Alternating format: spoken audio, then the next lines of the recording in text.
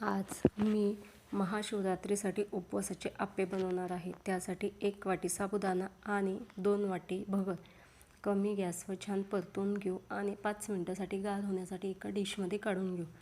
नंतर ते मिक्सरमध्ये छान बारीक पावडर बनवून घ्यायची आहे। त्यात थोडी हिरवी मिरची, 1 वाटी दही आणि थोडं पाणी मिक्स करून छान त्याची पेस्ट तयार करून घ्यायची आहे। पेस्ट तयार झाली आहे। तुम्ही त्यात छान चवीनुसार मीठ, 1 किसलेला बटाटा जो बॉईल नसेल तो, त्यात छान शेंगदाण्याचं कूट घालून मिक्स करायचं आहे। जर बॅटर तुम्हाला घट्ट वाटत असेल तर तुम्ही त्यात थोडं पाणी मिक्स करू शकता। बॅटर तुमचे तयार आहे, ते 15 ते 20 मिनिटांसाठी रेस्ट करायला ठेवून घेऊ।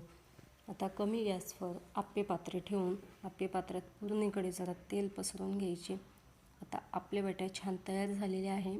आपण त्यात बॅटर टाकून 10 मिनिटांसाठी कमी गॅसवर वाफवू द्यायचे। तुम्ही बघू शकतात किती सुंदर असे आप्पे तयार झाले आहे, अजिबात चिटकलेले नाही आहे। त्यासोबत तुम्ही छान शेंगदाण्याची चटणी बनवू शकतात उपवासाची। आणि जे बॅटर तुमचे तयार आहे त्याच बॅटरचे तव्यावर तुम्ही डोसे काढू शकतात। तुमचे तयार झाले आहे उपवासाचे डोसे आणि आप्पे। ओम नमः शिवाय, श्री शिवाय नमस्तुभ्यं।